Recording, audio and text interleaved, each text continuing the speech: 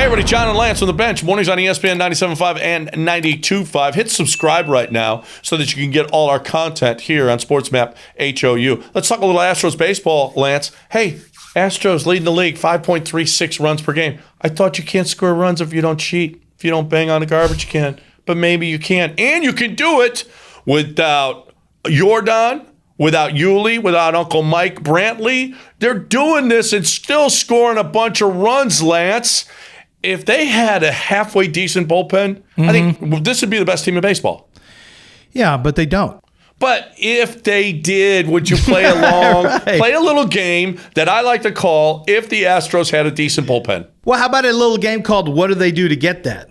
We saw step one is Cristian Javier in the pen, right? Yeah, well, Taylor's come back now. Your Luis Garcia is going to the pen as soon as McCullers comes back. You got Javier in the pen now. You still got Presley as your closer.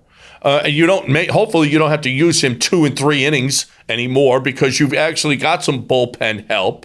Maybe actually somebody, if one of these guys, if they don't have to pitch every other day, they can actually be good. Baez is balling out right now. Well, no, he's in witness protection. Does anyone know where Baez is? Is Baez going to come back? No one Josh knows James is on the 60-day. The question becomes, John, I do think that, if Garcia makes it into the pen and can pitch like Javier does, and you have guys who can go 2 and 3 innings, man, that is such a major deal to put them at the back end of Greinke or the back end of maybe Odorizzi, who may not be able to go a lot of innings. We'll see.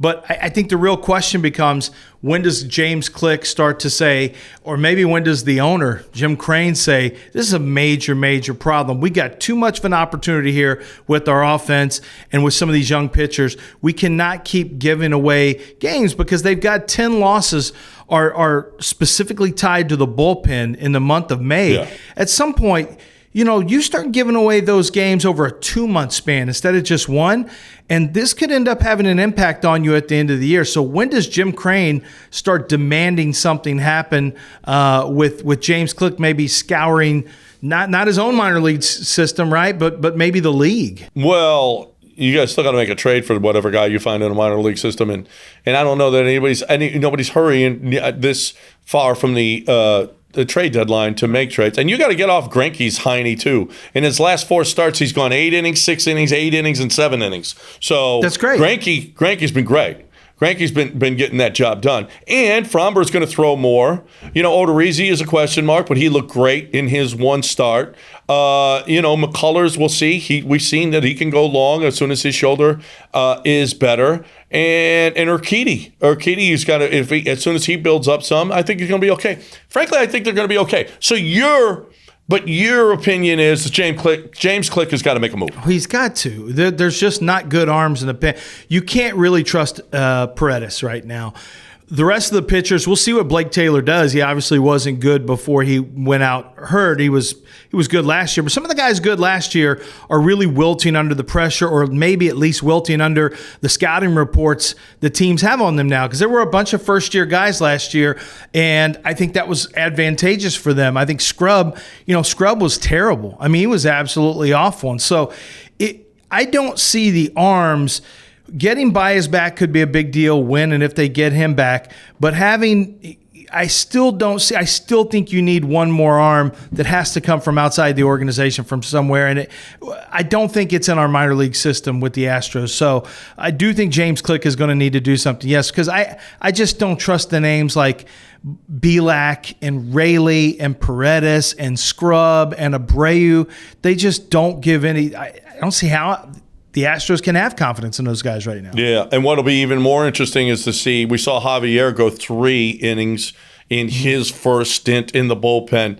Can he go, because he was a starter, so he gets all that rest and then is expected to throw 5, 6, 7 innings, right, in his next start. It'll be interesting to see, can he go 1 inning today, go 1 inning tomorrow, take a day off, go another inning. Garcia the same way. They've been building up arm strength for starts and longer stints. Now when you need them to get 3 outs in the 8th inning, are these guys going to be able to bounce back the next day? Because they haven't had to do that.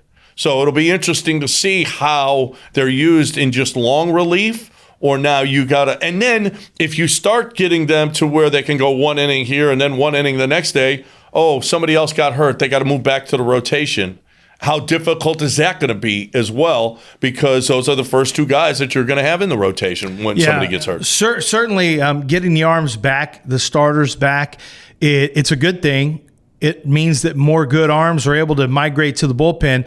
But I don't think we've quite seen the way the bullpen and the starting rotation is going to completely play out. I think we're still 2 or 3 weeks from figuring out what the Astros' top, let's say, 8 to 9 pitchers are going to look like and where they're going to be pitching.